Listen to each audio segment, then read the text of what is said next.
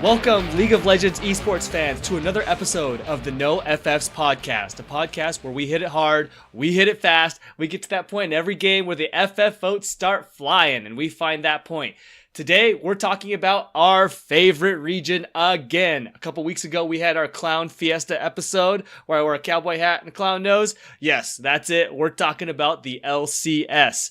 We're through week 5 of the spring split. That means we've seen each of these teams play the others in the first half of the round robin. So that's a great time for us to break down exactly where they stand.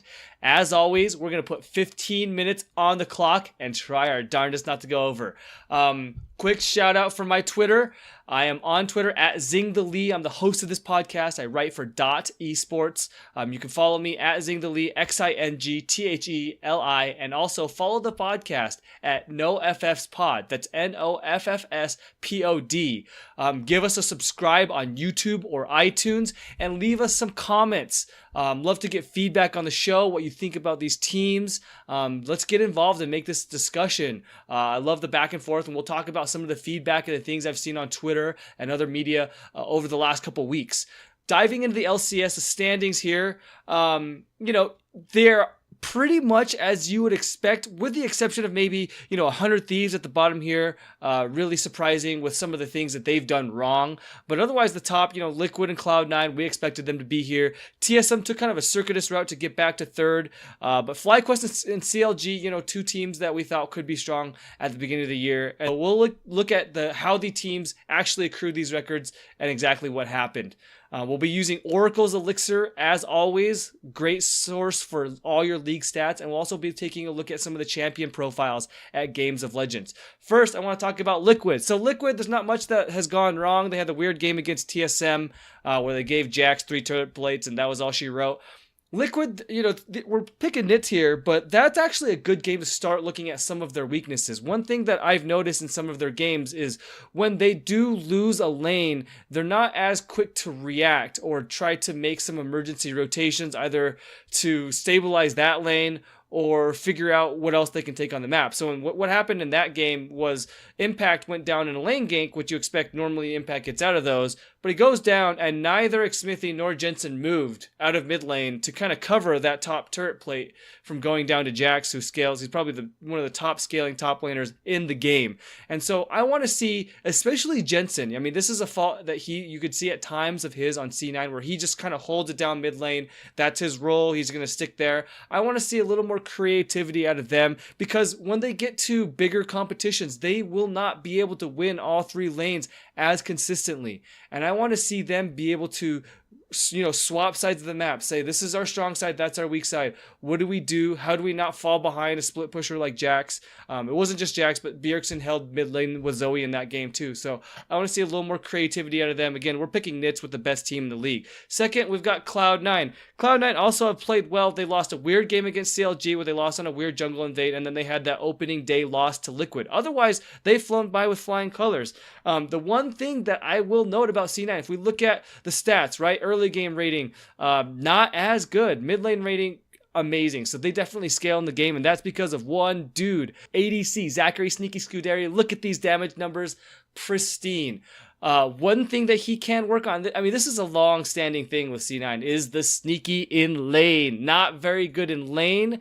One of the worst in CS differential early on.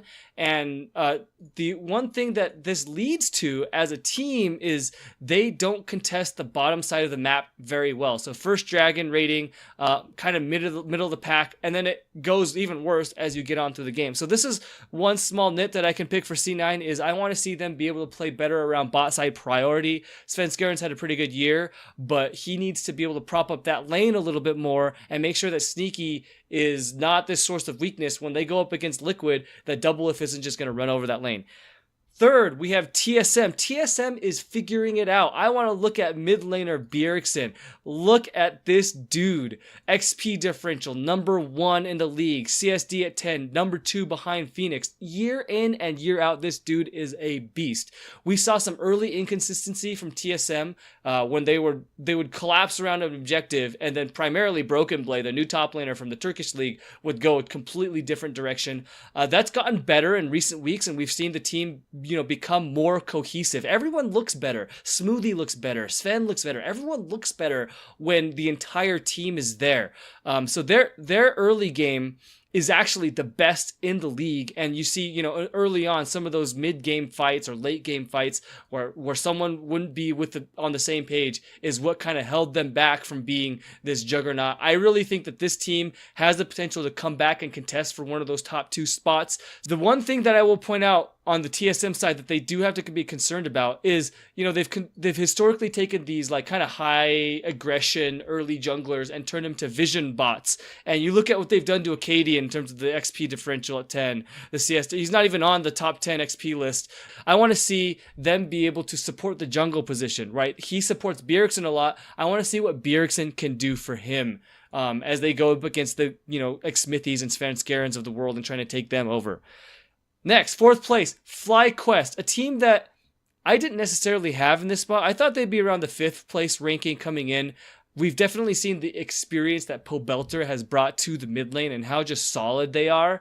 And that's good and bad. In their last game, they had this, their last game against TSM, they just looked like they're trying to hang on to the map, trying to keep things steady, and TSM just ran over. They ran to every objective. They sent multiple people at them, and eventually FlyQuest just couldn't keep up. They couldn't keep up numbers-wise. And I wrote on Twitter, like, do FlyQuest want to contest this Baron? Like, they just don't look like they're that team that have that trigger to pull collectively, to say, we're going to go all in on this fight together. Definitely have a high floor.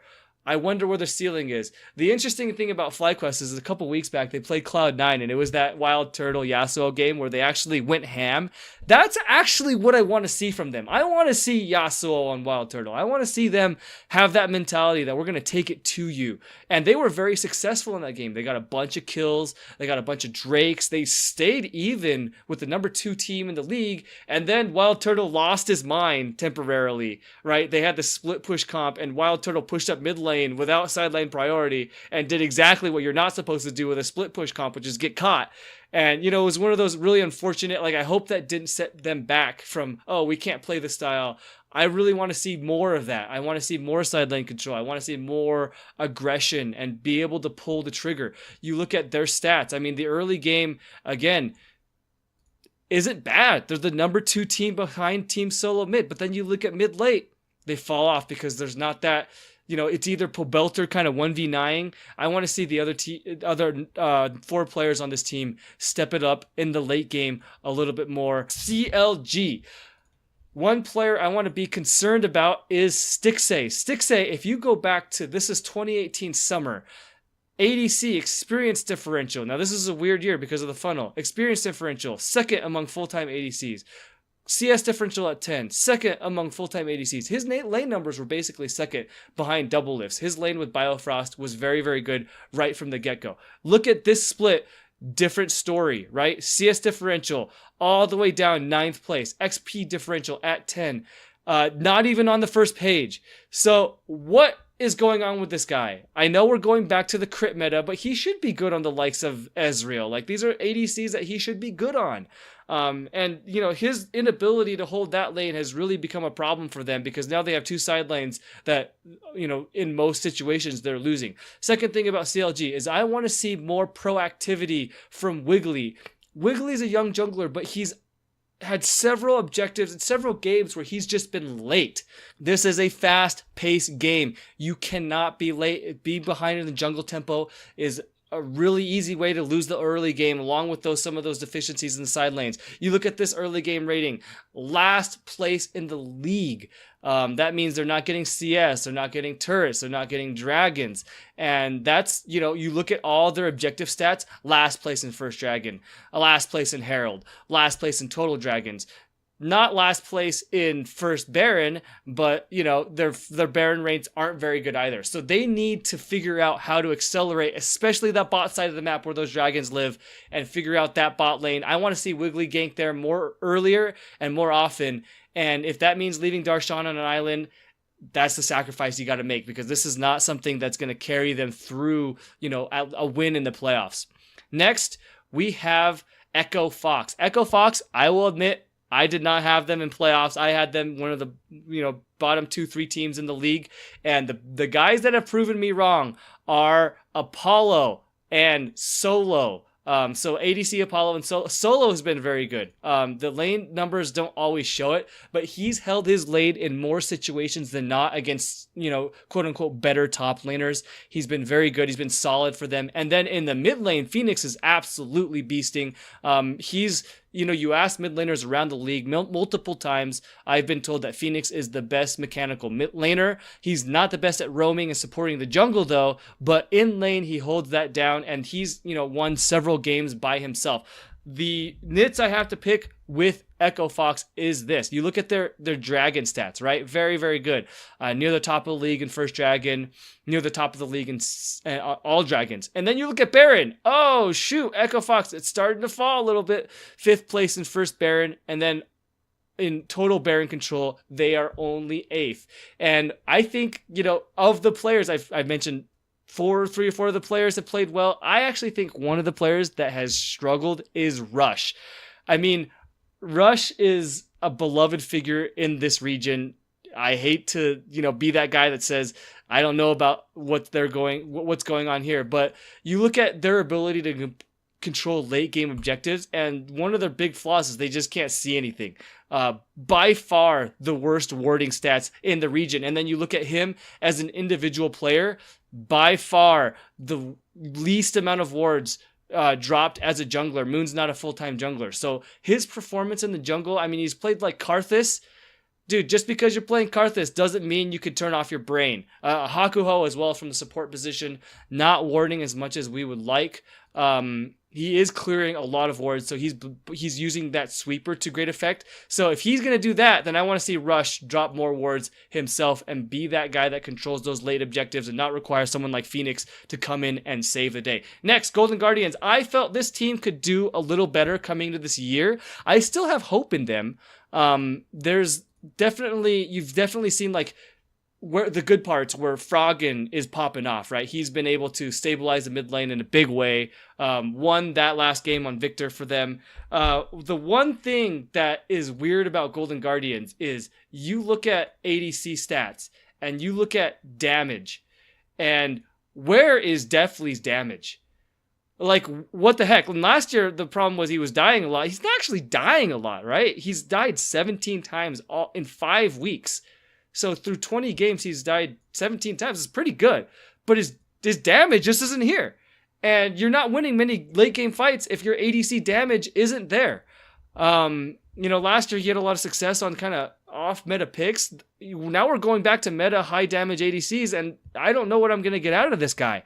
And that's a huge concern if you're a Golden Guardians fan. And so, you got to get more out of this lane, this bot lane. You built around the young player. His lane stats aren't bad. I just want to see that translate into the late game. I want to see him doing this type of damage. Double F, Sven, Arrow. I want to see that level of damage where it's your lane stats are translating a little bit more. So that's one concern for Golden Guardians. Their last game, I mean, it was just basically Froggen taking over and that Victor damage. But what are we gonna get out of? Definitely. I think he played Kalista in that game, and Kalista 2-item power spike, very strong with Alistar ulting in, and definitely was almost invisible. He almost did nothing, and that cannot continue going forward. Now we're moving to the bottom 3. Optic. I'm not disappointed in Optic. I think Optic have played well. Optic have done some interesting stuff early. Their early game is actually not bad. Crown is holding his own in lane. Arrow, perhaps a little unexpectedly is holding his own in lane. We'll see what happens as the crit meta fully takes over, but this is a pleasant surprise. One thing that is the concern is the early game's good. The mid game and late game is absolutely an abomination. And I think they're just getting outscaled. You can see in several games, oh, there's my timer going off. You can see in several games where they just they don't have enough tools to control enough parts of the map. People split them apart. And the one guy that I want to focus on is Dokla. Dokla had a really good introduction as a rookie to the league last year. A lot of hype around him. He's got to play better. I mean, he's been the weak point in some of their losses. The lane stats haven't been great for him as a top laner. He's not able to pick some of those pocket picks that you see guys like Viper and Broken Blade pick up. But I want to see more consistency out of him. And if he's the guy that soaks that side lane farm, that stabilizes their side lanes for them, I think that could help them a lot. Next, we have 100 Thieves. Now, I dove deep into them, and you'll see more coming out from me, 100 Thieves. I'll probably write an article for them on Dot, and this is my concern for 100 Thieves. So let's talk about one thing. Onda is actually playing really interesting. He's playing like an old school jungler. What do I mean about old school jungler, right? I wondered, would I see Onda's name very high in jungle stats, or ward stats for jungle? Ooh, look at that. Number 3 with guys like Lyra, a green smite jungler. And then you look at like the CSD at 10, number 2 in the league. What I mean by old school junglers, he's a guy that picks a side. He picks top side. He's like Bengi, 2015 Bengi. He picks top side. I'm going to go top side. I'm going to counter jungle. I'm going to get CS differential in jungle. I'm going to drop wards and light up the opposing jungle and play a really strong control style. Problem is, I think that is slowing him down and not allowing him to focus on the lanes that really need help. He has spent a ton of time around top lane. And someone in my Twitter mention said that he actually needs to spend more time around top lane, around snowballing Someday, their number 1 carry. This is one thing I wanted you to look at. This is Season 9 Someday. He's played Jace 2 games unproductively. 1 game Victor unproductively. Akali, okay, anyone can play Akali. Yorick, unproductive. Sylas, unproductive. Nobody should be playing Sylas. He's a total troll pick, even at the professional level. Look at Someday last year. Cho'Gath, number 1 games played, 75% win rate. Very interesting. Gangplank, 7 games played on GP, 86% win rate. This is a tank player. Someday, historically, going back to his time on KT in Korea, he is not a win lane, win game player. He is someone that's very comfortable scaling into the late game. He's someone that's very comfortable on tanks. And I don't know why you would want to invest in this weird wonky lane where it's like we're calling on Someday to win lane. And then, on the other hand, you've got a guy in Huhi, who you look at the champions that he's historically played. He plays a ton of Ryze. He plays a ton of Azir. You've got LeBlanc showing up. This is a guy, and I tweeted about it last night where Freak was talking about it on stream. This is a guy that wants to be a carry player. Right or wrong, this guy wants to be that, mid lane mage, AP mage, puts a ton of damage out. The problem is he's not able to do it on his own, right? You look at the CS differential at 10, 8th in the league this year. You look at, okay, maybe he was better last year. If you look at mid lane, CSD at 10. Oh, very interesting. Not even on the page. Now, again, Funnel throws it off a little bit, but among regular mid laners, he's down there with Mickey. Maybe he was better when CLG was going to MSI, 2016. That was their best year, right? No. CSD at 10, 10th place in the league. This guy can't do it on his own. We've seen through 3 years of competition that this guy, he's just not as good as Jensen and Bjergsen and Phoenix. That doesn't mean that he can't be successful on the likes of Ryze and Azir and Talia and Orianna. It just means that you need to give him more help. I want to see Onda be able to help Huhi more, be able to impact that lane more, and even impact bot lane more.